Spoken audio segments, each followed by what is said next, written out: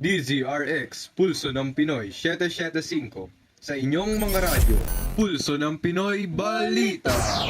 Pinoy, boses ng bayan, tinuturing tahanan, tapat at maaasahan, para sa mamayan, balita'y nananahan, dito lamang sa Pulso ng Pinoy.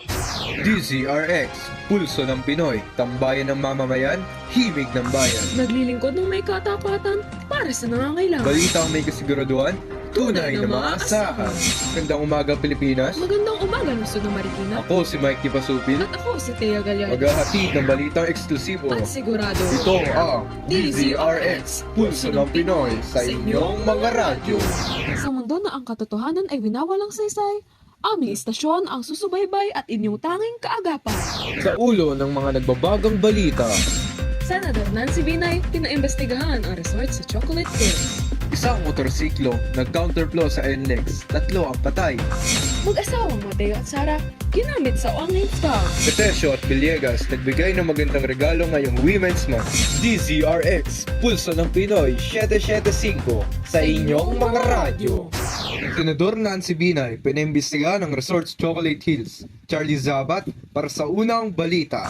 Pinaimbestigahan ni Senator Nancy Binay ang resort sa Chocolate Hills dahil lumalabag ito sa protected area ng UNESCO.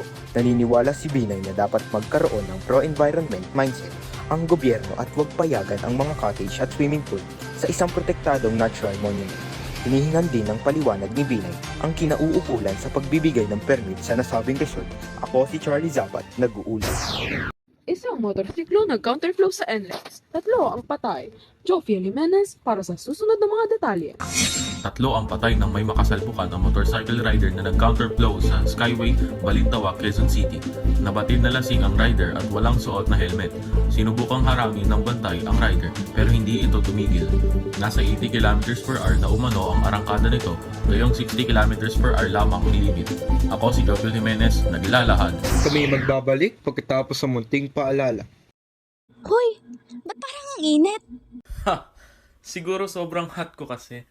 Yak, nek-nek mo. Hindi, aamoy apoy na. Uy, yung tindahan ni Aling Erna. Ano pinamubuhos niya? Aling Erna, huwag niyo po ipampatay ng apoy yung sabaw. Maging handa sa sunog, sunog, sunog. Humingi agad ng tulong, tulong, tulong. Iligtas ang tahanan, ang apoy iwasan. Upang maiwasan natin ang pagkakaroon ng sunog, una, huwag gamitin ang mga gadgets na nakasaksak maski huwag iwanan na nakabukas ang gas pagkatapos magluto. Tignan din kung maganda ang kalidad ng saksakan ng ating ginagamit. At patayin ang mga appliances bago umalis ng bahay. Ugaling maglagay ng fire extinguisher sa ating mga tahanan. Tawagan ang numerong 911 o 161 kung sakaling may sunog sa iyong pamayanan. Munting paalala mula sa DZRX, Pulso ng Pinoy, 775. Oras alas 6 ng umaga, araw ng Martes, taong 2024. DZRX, Pulso ng Pinoy, 775, sumasayang papawid sa inyong mga radyo. Mag-asawang Mateo at Sara, ginamit sa online scam. El Caballero, para sa karagdagang impormasyon. Nadiskubre ni na Mateo Guidicelli at Sara Geronimo ang isang online scam na gumagamit ng kanilang mga pangalan at litrato para mangako ng tulong ng pera sa mga may national ID. Binalaan nila ang publiko sa pamamagitan ng social media matapos ang isang TikTok video na maling nag-claim na ine-endorse nila ito bilang mga celebrity ambassador para sa Philippine Statistics Authority. Naka-apekto rin ito sa mga celebrity tulad ni Kim Atinza. Ako si Al Caballero, naghahayag. Petesio at Villegas, nagbigay ng magandang regalo ngayong Women's Month. Kolinchua, aarangkada na! Sa pagdiriwang ng Women's Month, 2 Pilipinong musanero na sina Nesty Peticio at Ariel Villegas ang nagatid ng karangalan sa bansa matapos makamit ang kwalifikasyon sa Paris Olympics.